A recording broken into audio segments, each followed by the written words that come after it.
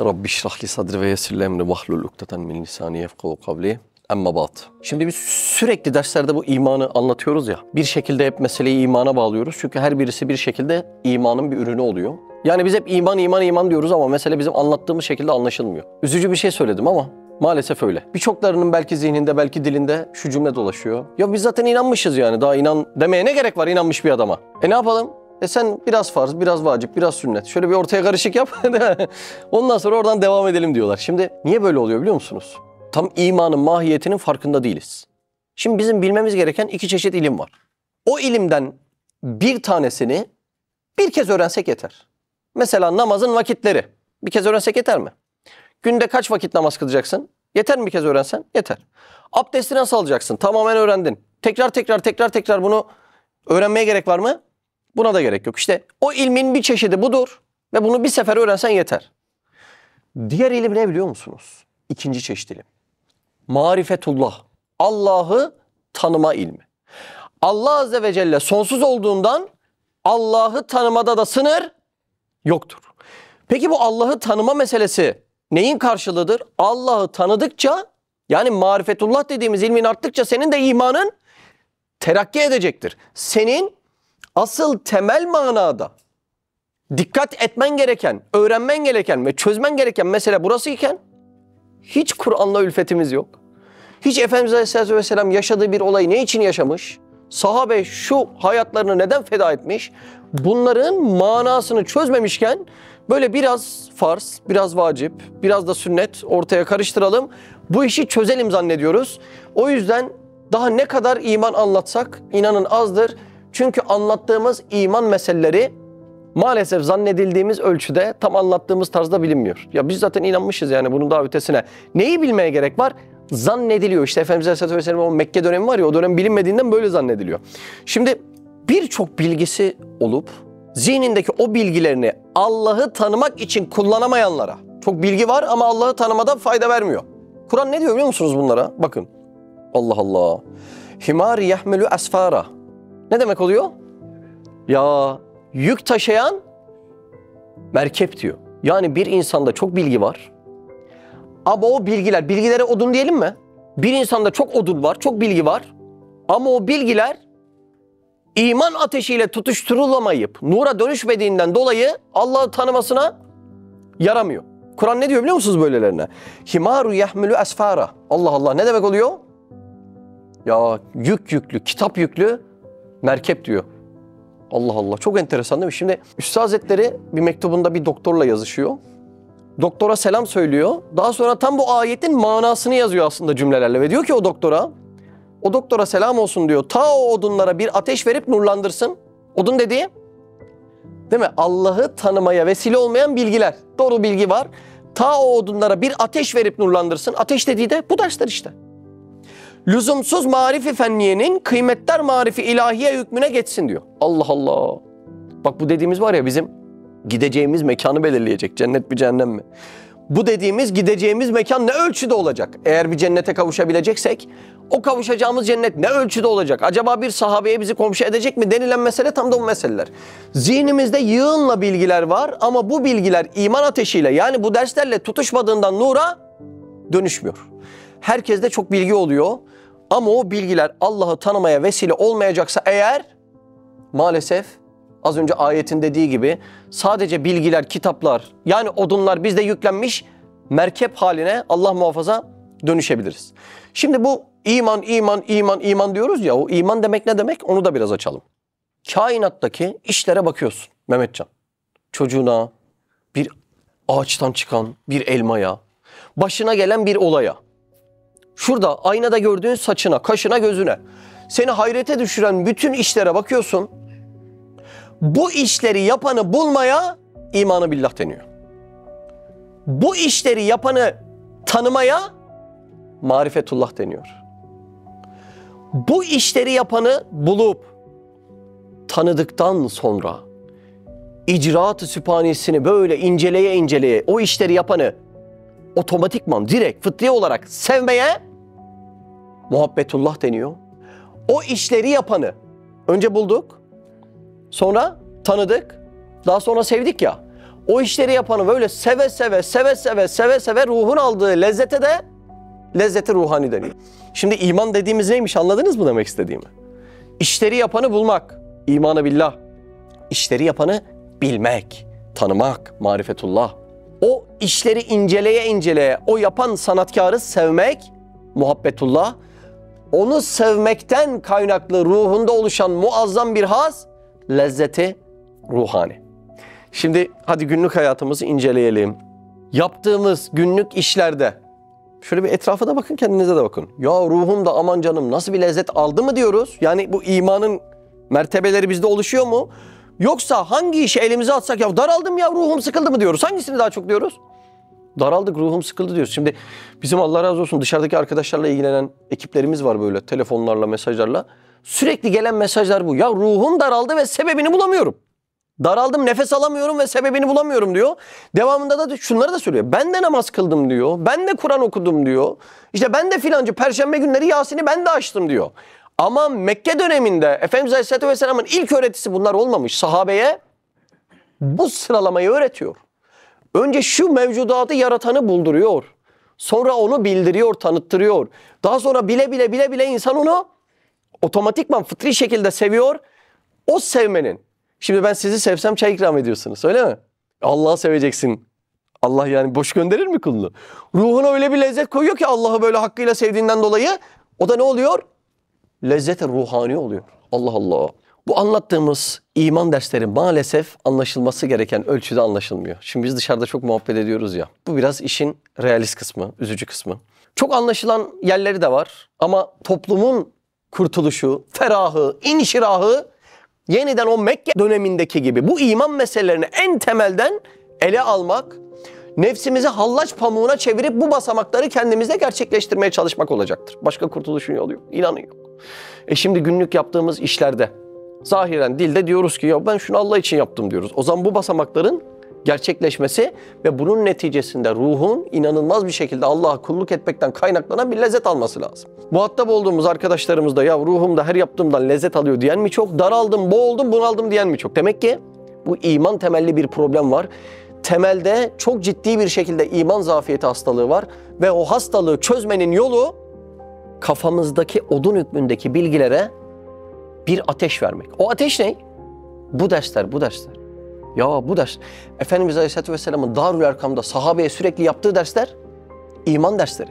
Medine'ye geçtiklerinde Suffa Mektebi'ndeki sahabe efendilerimizin sürekli yaptığı dersler, iman dersleri. Yani Allah'ı tanımak, daha fazla tanımak. Ne kadar tanısam yeter? Öyle bir şey yok ki.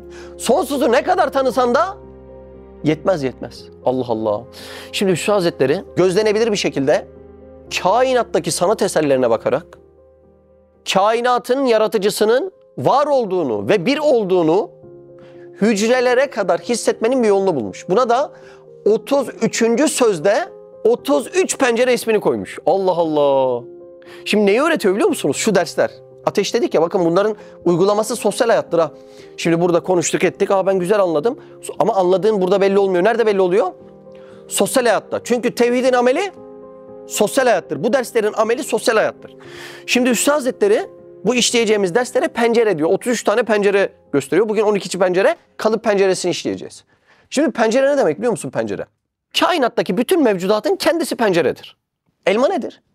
Penceredir. Bir aslan nedir? Belgeselde izliyoruz ya. Penceredir. Eve gittiğinde sarıldığın 3 çocuğun nedir destan? Pencere bak. Onlar bizzat pencere. Üstad Hazretleri bu dersleri vere vere şunu öğretiyor. Pencereden bakmayı öğretiyor. Yani bütün mevcudatın kendisi bizzat pencere. Şu dersleri alan bir ilim alıyor eline. Nedir o ilim? Pencereden bakmak. Yani çocuğundan yaratıcıya bakmak. Bak. Yaşadığın olaydan yaratıcıya bakmak. Allah Azze ve Celle acaba burada ne istemiş? Bir kurulan sofrada yediğin tantuniden rezzaka bakmak.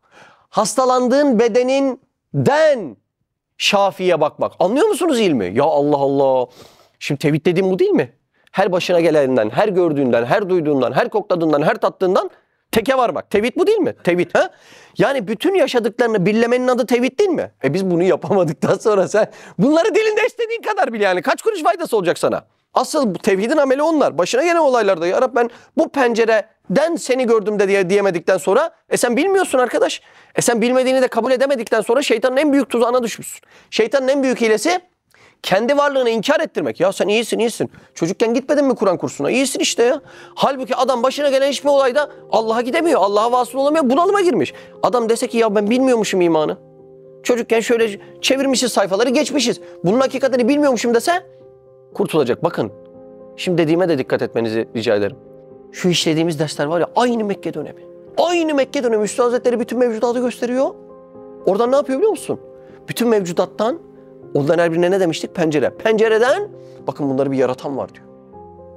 Bakın şu dersler böyle zihnen, hayalen bir Cezire-i Arab'a gitsek sahabe efendilerimizin o dönem aldığı derslerin aynısı. Allah Allah. Bakın ne olmuş bir gün biliyor musunuz? Şimdi sahabe efendilerimizin eli ayağı hangi hayvan? Deve. Taşıma? Deve. Yola gidecekler? Deve. Onları kesip yiyecekler? Deve. Suyunu içecekler hörgücünden? Deve. Deve sahabenin neyi? Eli ayağı. Her gün görüyorlar mı? Her gün deve penceresini görüyor sahabe. Her gün. Her gün deve penceresiyle muhatap oluyor. Bir gün bir ayet iniyor. Ne diyor biliyor musun ayet? Deveye bakmıyorlar mı nasıl yaratılmış? Ne yapıyor sahabe biliyor musun? Çıkıyor deveye bakıyor. Her biri dışarı çıkıyor böyle deveye bakıyor. Ne fark etti? Her gün gördüğünüz deve. Artık pencereden bakmayı öğrendiler. Artık sanattan sanatkara. Yani yahu bunlar nasıl yaratılmıştır? Kesretinden, boğulmaktan kurtulup demek ki her birisi tek bir yaratıcının elindeymiş demeyi öğrendiler. Her gün baktıkları deve ne fark etti? Ne fark etti biliyor musun? Artık sanattan sanatkara intikal etmeyi öğrendiler. Eskiden hep pencerelere bakıyorlardı. Öyle mi? Allah Allah. Deve penceresi, hurma penceresi ilahir.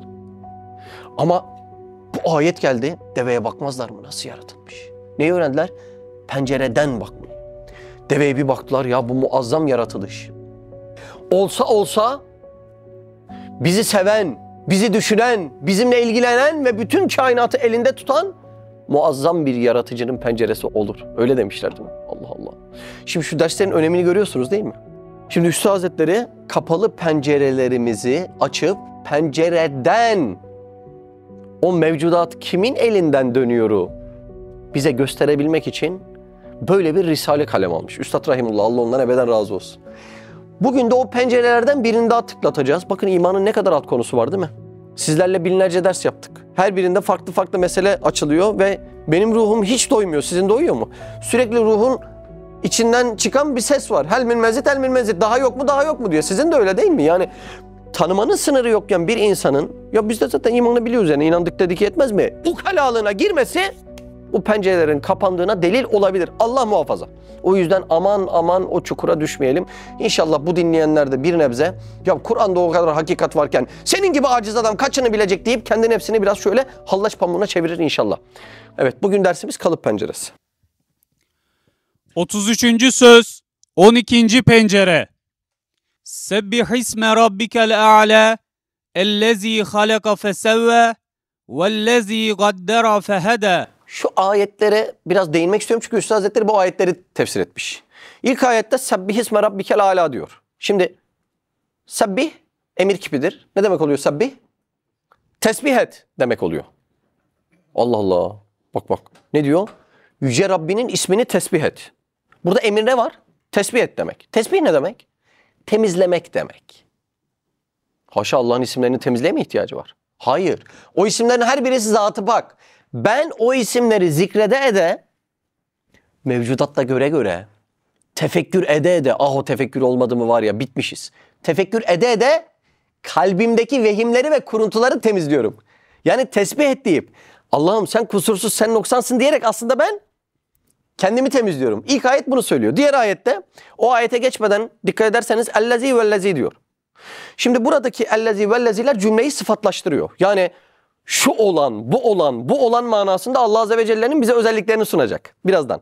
Değil mi? Tekil olduğunda ellezî, çoğul olduğunda ellezîne. Değil mi? Şimdi diğer ayette şunu diyor. Ellezî halaka fesevve. Şimdi halaka biliyorsunuz ne oluyor? Evet. O Allah ki yarattı, fesevve. Tesfiye etti. Ne demek tesfiye? İnşaatla uğraşıyorsunuz. Ne demek tesfiye? Düzenlediği, tertiplediği, ölçülediği bir nizama ve bir intizama bağlı bir şekilde yarattı. Sadece yarattı bıraktı mı aşağı? Hayır hayır bak. Ayete bak ya. Yarattı ve tesviye etti, ölçülendirdi, düzenlendi. Bugün o ölçü ve düzenden neyi anlayacağız biz? Kalıp kalıp. Bir sonraki ayete de bakalım, ana konuya geçelim. Diğer ayette de vellezî kaddara fehede diyor. Kaddara takdir etti, yani kader, miktar. Takdir etti, kaderini, miktarını takdir etti. Bu fehede ne oluyor biliyor musunuz? Heda, hidayet verdi demek oluyor. Şimdi hidayetin bir bildiğiniz kalbe iman nuru verme manası var. Bir de hidayet vermek, yol göstermek demek oluyor. Yani o yarattığı mevcudatı takdir etti, miktarını belirledi ve sevk etti. Arıya dedi ki hadi şu işi yap. Ne oluyormuş o? Heda. Arıya hidayet etmesi ne oluyor? Hadi sen şu bal işini yap. Allah Allah. Karpuza hidayet etti. Hadi şu kadar büyü de. Rabbini tanıt. Bak bak bak. Bu ne oluyormuş? Ayeti anladınız mı? Şimdi ne kadar derin meseleler. Bir de bu yani böyle dilimizde anlayabildiğimiz kadarı. Ne kadar derin hakikatler bak. Yarattı diyor, tesviye etti diyor, takdir etti. Yani miktarını belirledi, kaderini belirledi. Sonra heda. Ne oldu? Sevk etti. Allah Allah. Yani ona yolunu gösterdi. Senin saçını sevk edip nereden çıkacağını gösterdi. Yoksa şu kulakları böyle örmeye başlardık yani. Gözünü sevk etti, nereden göreceğini belirledi. Yoksa şuralarımızda gözümüzün olduğunu düşünsene. Ne kadar zahmet. Sırtında gözü olduğunu düşünsene bir insan. Hele fıtıksa. Her yel yediğinde bittin. O sırtı açayım mı kapayım mı? Değil mi? Ne kadar zahmetli olur. İşte onları doğru yerine sevk etti. Bak bütün mevcudatı şu nazarla bakalım. Ve kalıp penceresinden inşallah pencereyi tıklatalım da Allah bize açsın o pencereyi. Kalıp penceresinden mevcudatı elinde tutan Allah Azze ve Celle'yi bir tanıyalım. Buyurun. Çok az yer okuyacağız ama cümleleri iyi dinlemeniz lazım. Şu hatayı yapmayalım. Ben anlatırken dikkatli dinleyip Risale-i Nur konuşurken aman canım deyip geçmeyin. Sakın bunu yapmayın. Yani benim zannımca bu Allah'ı razı eden bir tavır olmuyor.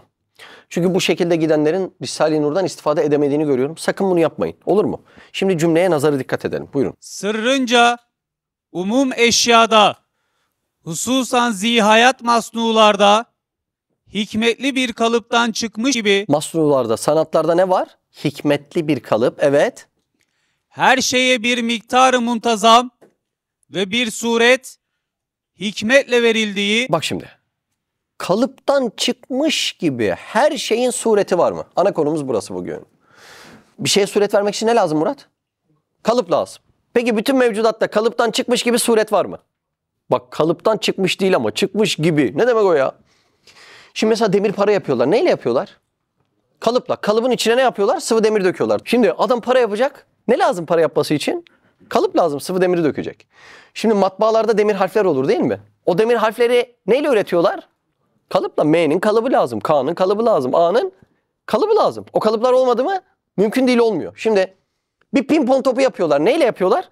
Kalıpla yapıyorlar. Şimdi size bir tane top getirdim. Bu aslında top değil, masaj aleti bu. Belim çok ağrıyor da belki derste de kullanırım diye getirdim. Şimdi mesela şunu şu şekle getirebilmek için. Bak taşmamış, daha büyük olmamış, uzun ince olmamış. Bildiğim bir yuvarlak haline getirmiş. Şurasına da bir kavis vermişler durabilsin diye. Şunu bu hale getirebilmek için ne lazım? Kalıp lazım. Allah Allah. Mevcudatta ne yapılacaksa her birisi neyle yapılıyor? Kalıpla. Şimdi mesela şu binayı yapılacağı zaman iradesi olmayan çimentoyu döküyorlar. Doğru mu? Ama bu çimentoya şurada dur emri vermeleri lazım mı? Lazım değil mi? Yoksa böyle akacak gidecek. Için bak arkanızda duvar var. Mesela çimento diyelim, hadi o piriket de çimento diyelim. Ya da şurada perde beton düşün. Şimdi bu perde betona dökülen çimentoya dur emrini nasıl verebilirsin?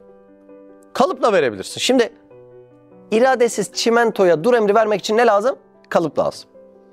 Peki şu benim elime, kaşıma, gözüme dökülen iradesiz zerrelere dur emri vermek için ne lazım? Kalıp lazım. Peki doğduğunuzdan beri hatırlayın. Bak şu kadardın, şöyle şöyle, birazdan o evreleri de işleyeceğiz. Şöyle büyüdün. Bu hale geldim. Bunlar hala yerinde duruyor ve bir günü bir günüyle aynı değil. Geçen dönem şu kadardı el, bir yıl sonra bu kadar oldu mesela. Ama ben hiç burada dökülen maddi bir kalıp görmedim. Demek ki benim gözümün görmediği ama bütün dökülen iradesiz zerrelere, su gibi ha bunlar. Bütün dökülen iradesiz zerrelere dur emri veren bir manevi kalıp var. İşte bu manevi kalıbın adı ilmi ilahi. Allah Allah. Bak şimdi bak. Şu zerrenin su gibi akması lazım. Su. Bak şu benim bedene bak. Organlar var. Organların altında ne var? Dokular var. Dokuların altında ne var? Hücreler var. İnin. Hücrelerin de altına in. Atomlar var. İnin. Atomların da altına in. Kuarklar var. Kuarklar hep titreşim halinde biliyor musunuz? Düzensiz yani. Şimdi düzensiz ve sürekli titreyen kuarklardan titremeyen bir el kalıbım var. Nasıl oluyor? Çok enteresan mesele yani. Ve ortada bunlara ya şurada dursana, tırnakta dursana, şu elde dursana diyebilecek bir kalıp gözükmüyor.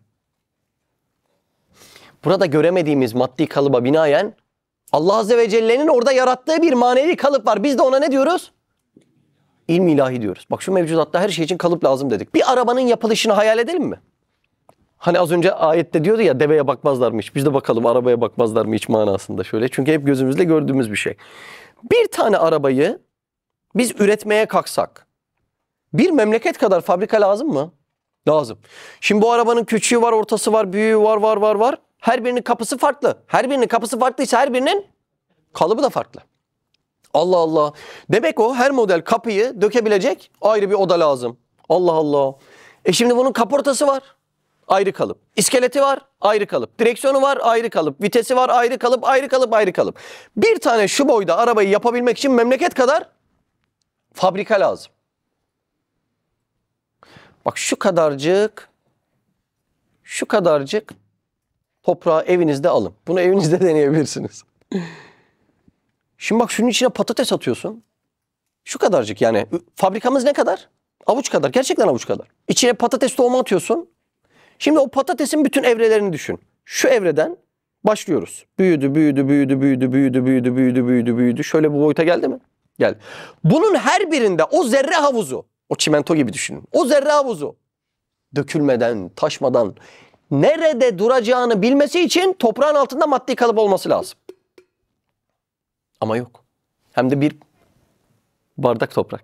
Aynı bir bardak toprağa gül tohumu atalım mı? Attık gül tohumu. Bak hangi gül tohumu atarsam onu bana veriyorsa her birinin yaprağının kalıp fabrikası lazım.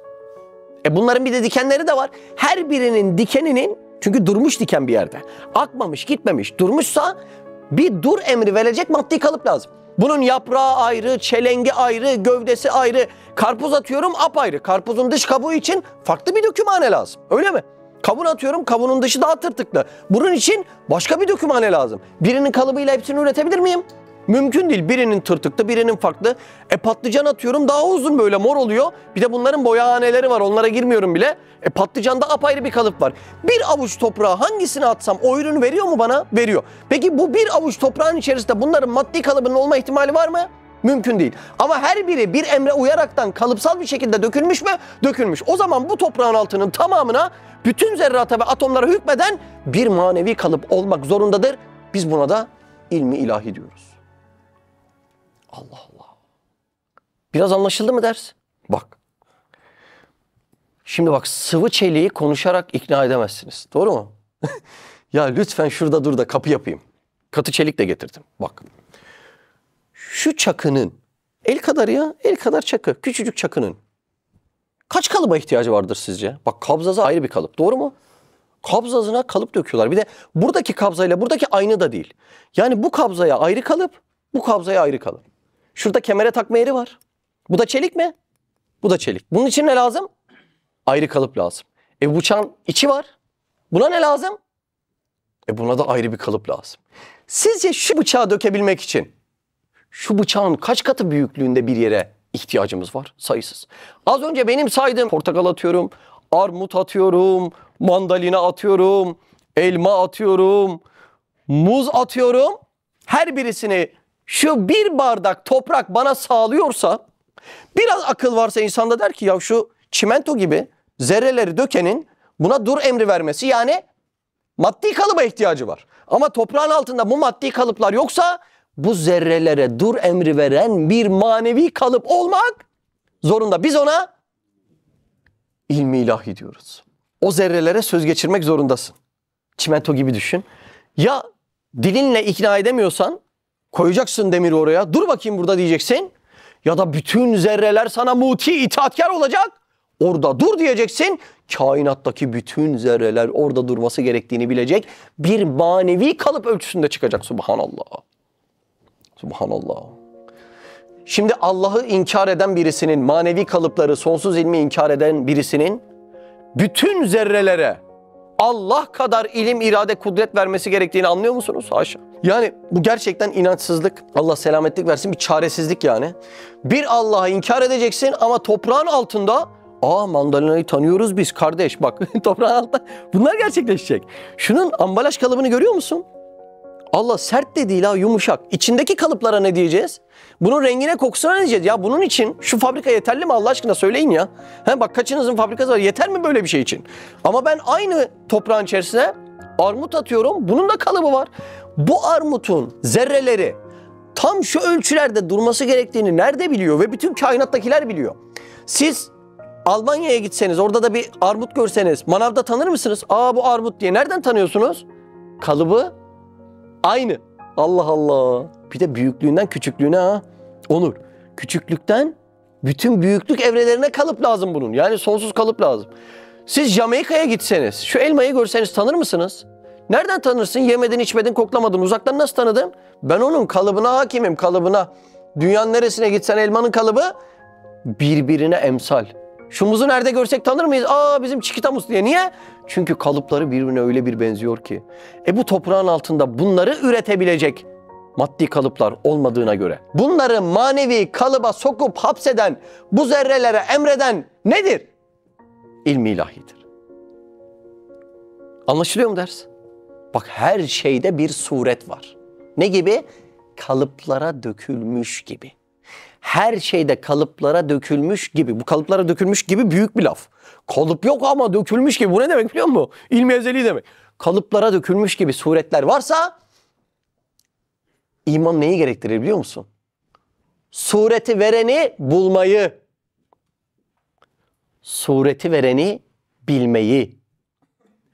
Onu bile bile bu suretleri benim için mi yarattın ya Rab deyip onu sevmeyi, sevmenin neticesinde de ruhunda derin bir lezzet. Bak iman dediğimiz buymuş, görüyor musunuz? Buymuş iman, görüyor musunuz? Allah Allah. Bir bardak topraktan bunları çıkarmak için sadece ilmi kalıp yeter mi? Yeni sorumuz bu. Hayır, sadece ilmi kalıp yetmez.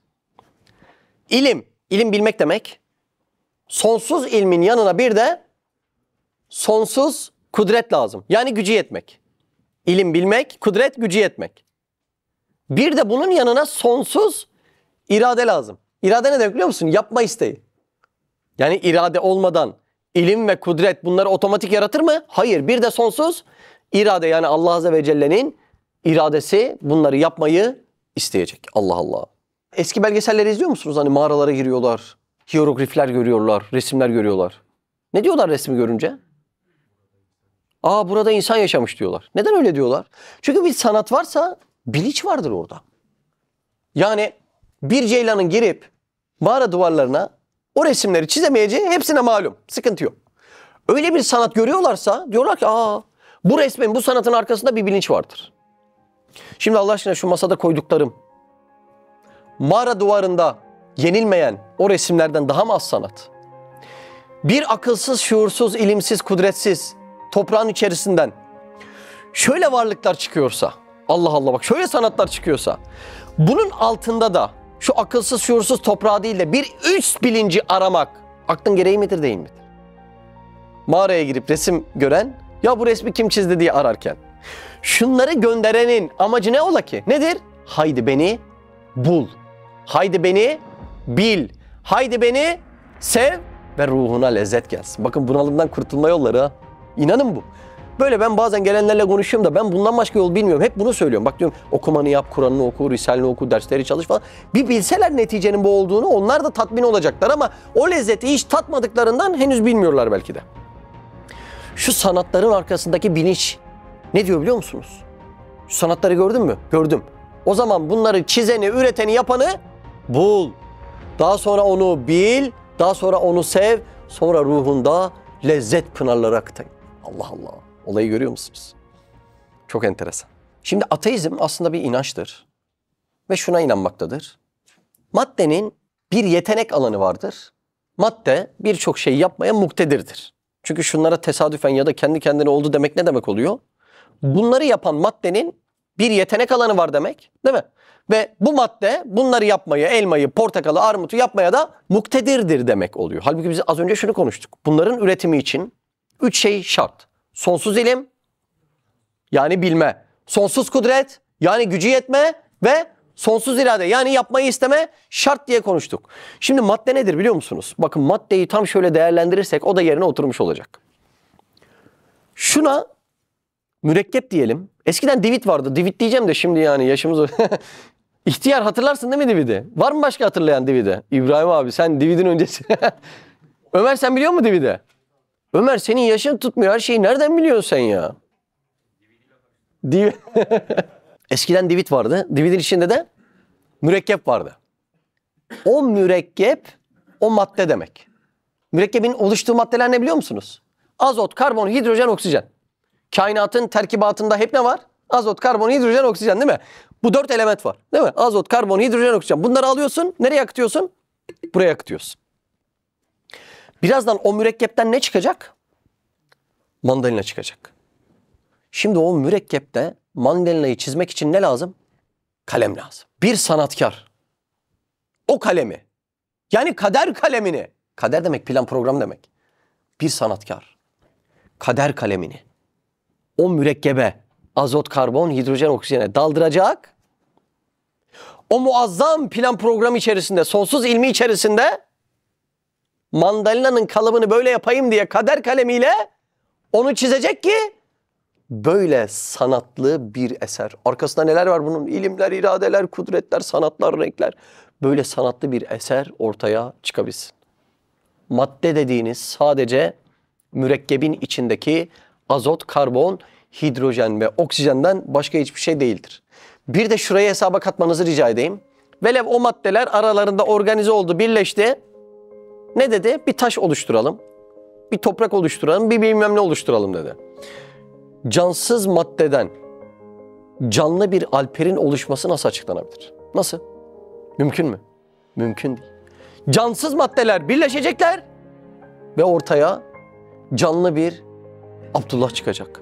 Canlı bir Mehmet çıkacak. Mümkün değil. Yani bu inançsızlık bataklığı gerçekten çok çürük. Altında tutunabilecek hiçbir mesele yok. O yüzden farkındaysanız derslerde pek oralara nazara dikkati vermiyoruz da biz Rabbimizi tanıyalım diyoruz. Çünkü yani akılsız, şuursuz, ilimsiz zerrata, hem de kainatta kaç tane var yani. Sonsuz bu zerrata. Bunları vereceksin ama bir yaratıcıya bu sonsuz ilmi, sonsuz kudreti, sonsuz iradeyi vermek aklına sığışmayacak. Yani gerçekten de buralarda akıl kırıldığından dolayı çok üzücü bir netice çıkıyor ortaya. Evet. Anlaşıldı mı mesele? Evet. Bir de meselenin şu kısmı da var. Çok ilginç. Şimdi mesela şu çimento gibi atomlardan oluşuyor ya. Benim elim neyden oluşuyor? Bu da atomlardan oluşuyor. Şimdi ben bunu elime alıyorum ve buradaki atomlar birbirine karışmıyor. Yani bunun kalıbı öyle bir emir altında ki ve bunun kalıbı öyle bir emir altında ki altyapısında titreşimli kuarklardan oluşan, kayyum ismi çekilse su gibi akıp gitmesi gereken atomlar, zerrat birbirine burada karışmıyor. Yani nasıl bir kalıp biliyor musun? Böyle bir kalıp ya. Allah Allah, nasıl dökülmüş görüyor musun? Böyle dökülmüş. Birbirine atomları karıştırmayacak kadar dökülmüş. Enteresan bir mesele. Evet. Hikmetle verildiği ve o suret ve o miktarda maslahatlar ve faydalar için eğri büğrü hudutlar bulunması. Burada da bir duralım. Kalıplar nasıl hudutlarla? Eğri büğrü hudutlarla. O nasıl ya? Bir de nasıl dökülmüş biliyor musunuz kalıplar? Eğri büğrü. Şimdi kalıp yapanlar bilir. Demirciler bilir, mobilyacılar vesaire bilir. Düz bir kalıbı dökmekte problem yoktur. Ama sizden böyle dallanmış, budaklanmış, eğri büğrü bir kalıp istesek hem ortalık karışır hem fiyat karışır. Değil mi? 20 kat mı çıkar, 30 kat mı çıkar? Şimdi Üstad Hazretleri bu eğrilikle ilgili diyor ki bizdeki karışıklıklar bir nevi kitabettir diyor. Şunu demek istiyor aslında. Biz bakalım manasına.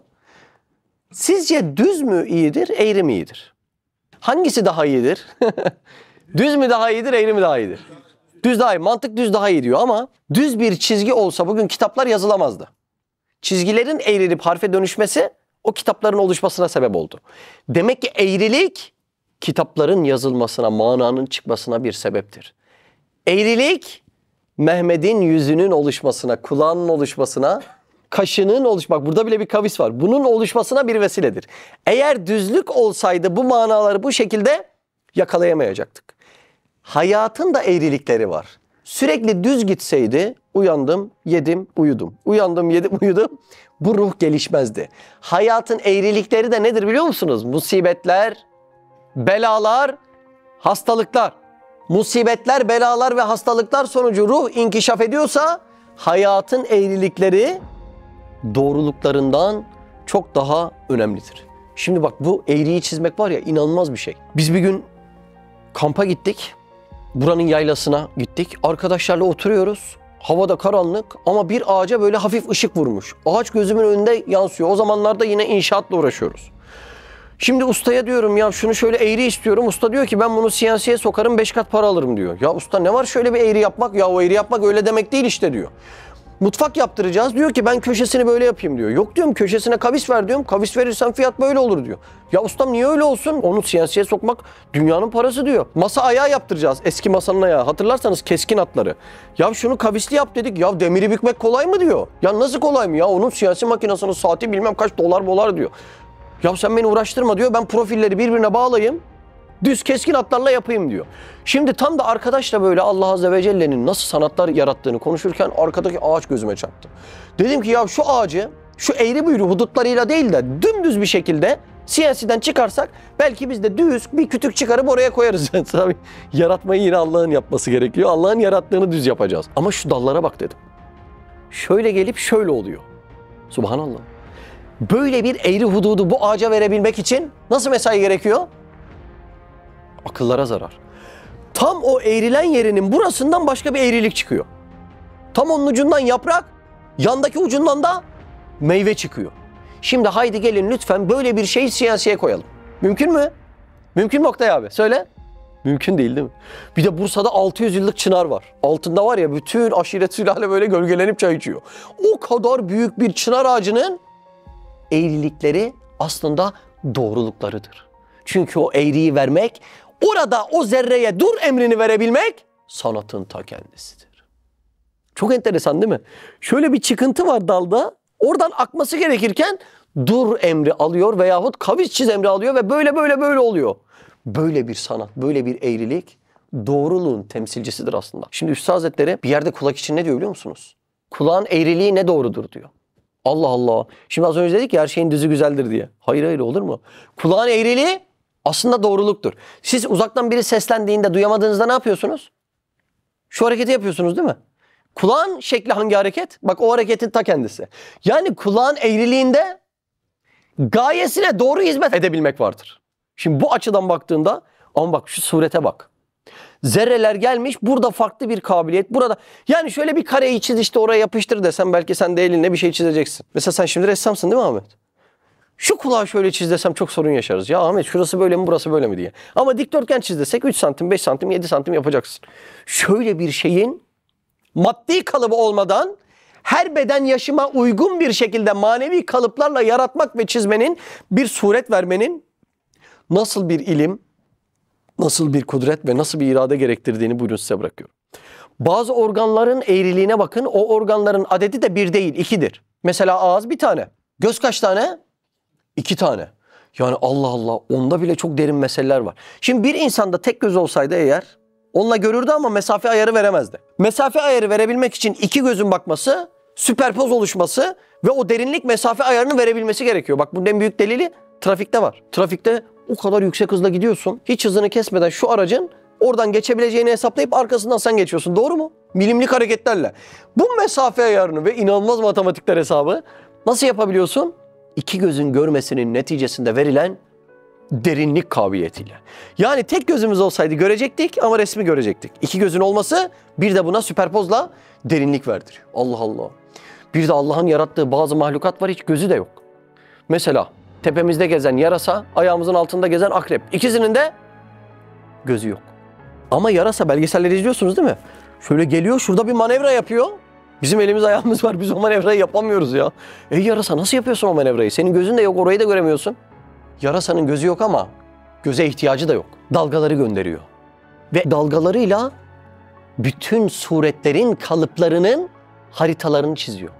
Biz bugün yarasayı emsal kabul ederek ne ürettik? Radar cihazı ürettik. Şimdi insanın ürettiği radara hayranlık besleyeceksin. Canlı radar olan yarasaya hayranlık ve hayret besleyip secdeye gitmeyeceksin. Bunlar hep bizim gaflet ve iman zafiyetimizin hastalıkları.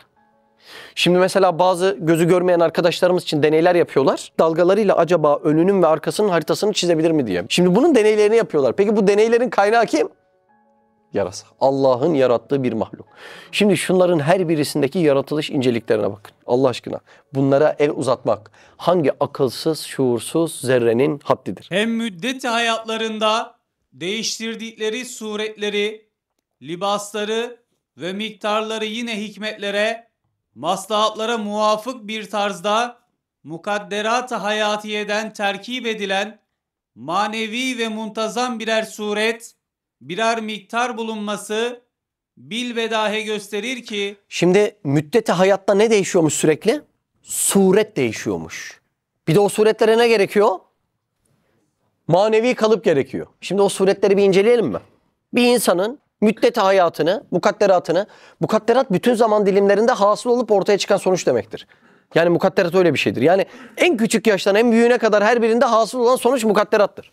Şimdi bir insanın manevi kalıplarını bir inceleyelim birlikte ama ondan önce bir soru sorayım. Hazreti Adem'in salsadan yaratılışı mı daha zor? Yoksa insanın bir damla sudan yaratılışı mı daha zor? Böyle soru mu olur? Hangi birini yapabiliyoruz? İkisi de mucize ya. Allah Allah. Şimdi bizde öyle oluyor ya. Hani bir damla sudan bir bebek çıkıyor. Bebeği kucağımıza alınca zannediyoruz ki ya bebek böyle. İyi de o zaman Hazreti Adem salsadan nasıl yaratılmış? Yani sen bir damla sudan insan kalıplarını çözdün. Hazreti Adem'in sal kalıbı. İkisi de birbirinden mucize. Bakın o ta bir damla sudan ihtiyarlığa kadar bir insanın oluşma evrelerini anlatacağım ve o arada lazım olan manevi kalıpların hayalini size bırakacağım. Hazır mısınız? Bak. İlk olarak nutfe oluşuyor. Yani zigot oluşuyor. Şimdi erkekten XY kromozomu, bayandan da XX kromozomu geliyor. Bunlar birleşiyor.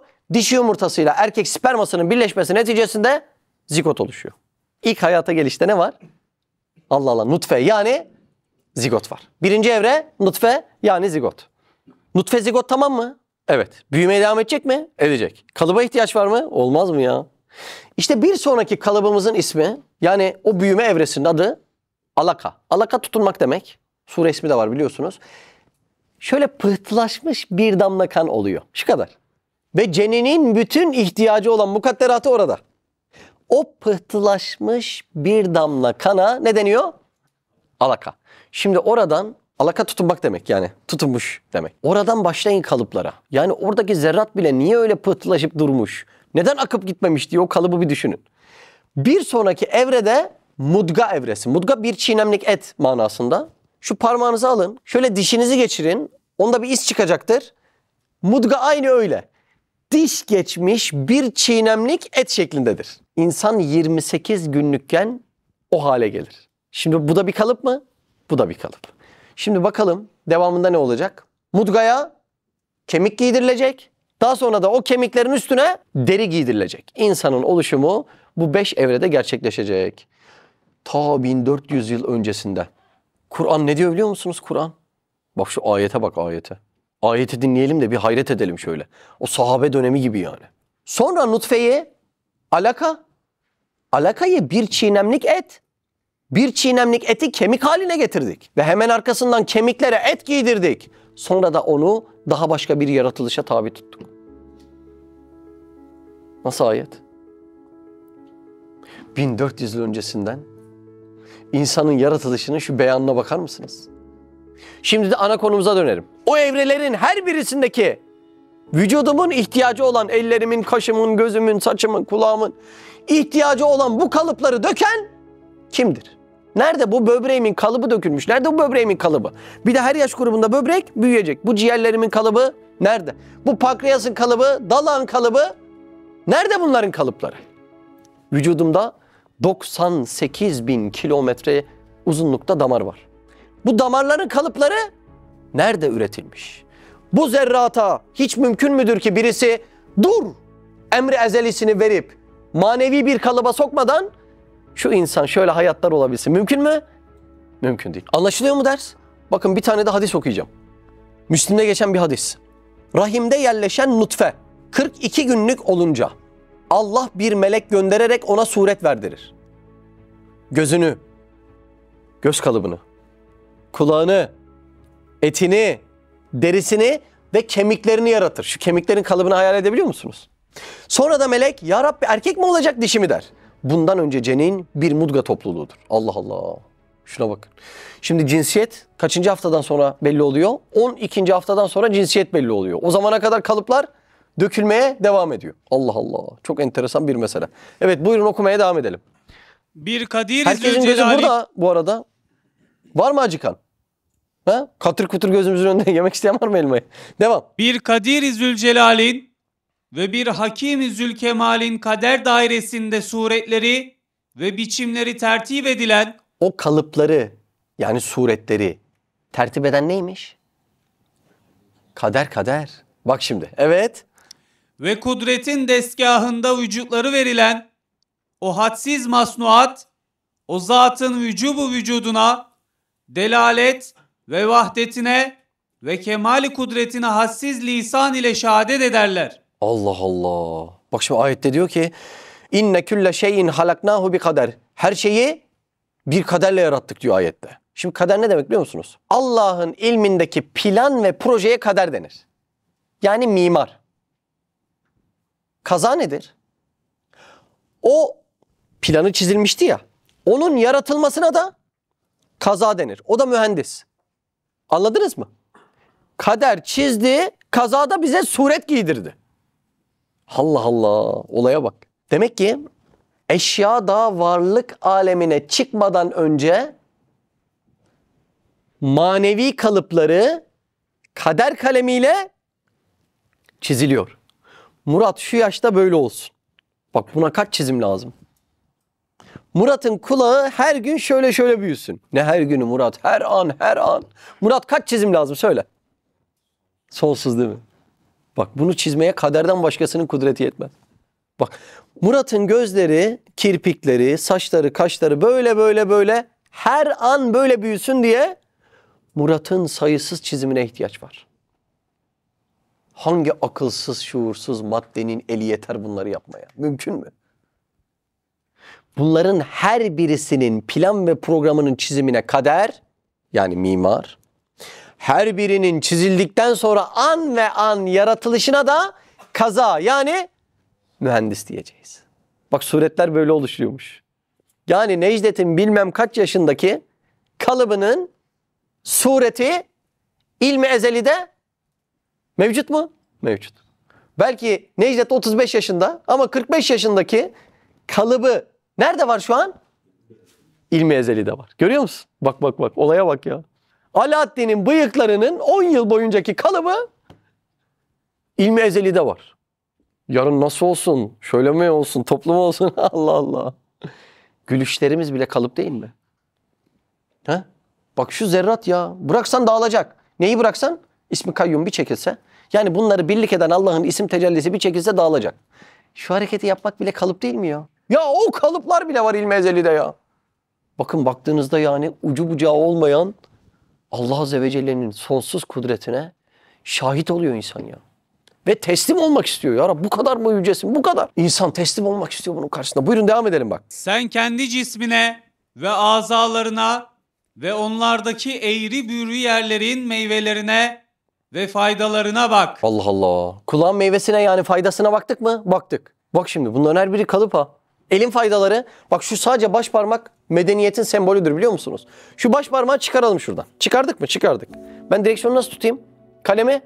Bardağı nasıl tutayım? Ha? Bir çatal bıçağı nasıl tutayım?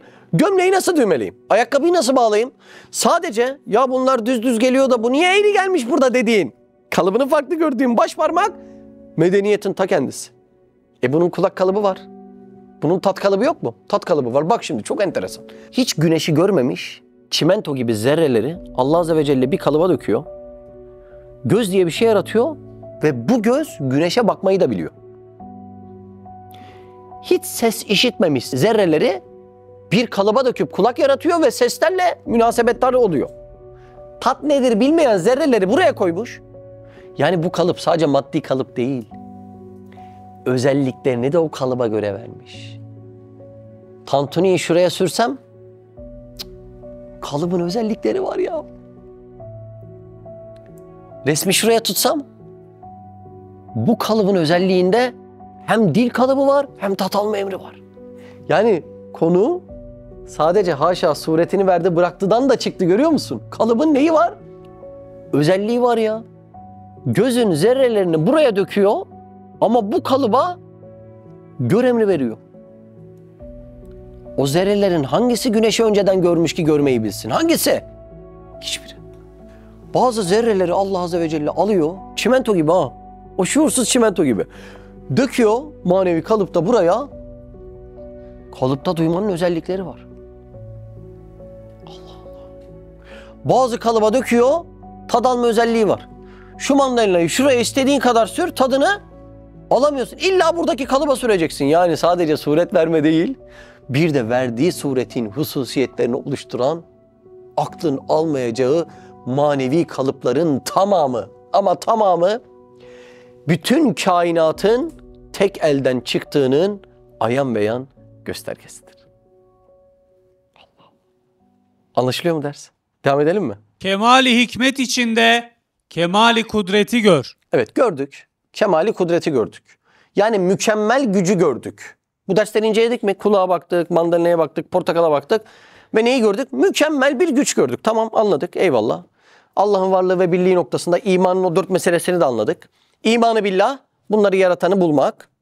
Marifetullah, bunları yaratanı bilmek. Muhabbetullah, bunları yaratanı sevmek. Lezzetin ruhani, sevdikten sonra ruhun aldığı inanılmaz lezzet. Bunlar da tamam.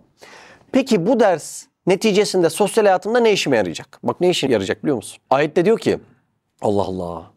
Ela ya'lemu men halak. Ne diyor biliyor musun? Çok aslında söyleriz dilimizde. Yaratan bilmez mi iş diyoruz ya. O ayet. Ela ya'lemu men halak. Adam ne diyor biliyor musun? Bir mandalinanın ucunu, bak şu ucu şu havada durmuyor. Her biri nizam ve intizam içerisinde. Unutmayan Allah. Senin evvelini, ahirini. Başına gelecekleri, gelmeyecekleri. Güleceklerini, ağlayacaklarını. Hiç hesaba katmadan mı sana yaratır acaba? Mümkün mü? Mümkün değil. İnsan diyor ki, demek ki bütün yaşayacaklarım Allah'ın ilminde kalıp kalıp dökülmüş. Madem yaşayacaklarım Allah'ın ilminde kalıp kalıp dökülmüş ve madem başıma geleceklerden Allah'ın sonsuz ilminde haberi var, madem Allah'ın haberi varsa ey kalp, üzülmeye değecek bir şey yoktur.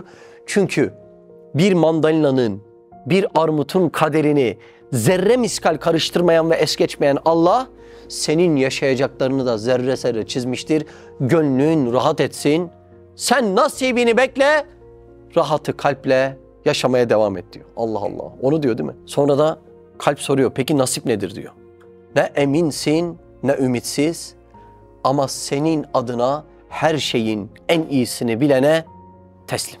İnşallah bu dersler, bu iman dersleri bizi işin sonunda teslimiyete. Ya Rabbi, yani mandalinayı, elmayı unutmuyorsun. Beni unuttuğunu düşünsem haşa, başıma geleni bir tesadüfe verdiğini düşünsem haşa, seni orada unutsam haşa, hiç yakışır mı sana demeyi bize yaşatır. İnşallah bu dersler onlara vesile olur. Evet. Subhaneke la ilme lena illa ma allamtena inneke entel alimul hakim. Ve ahiru davana enelhamdülillahi rabbil alemin. El Fatiha masal.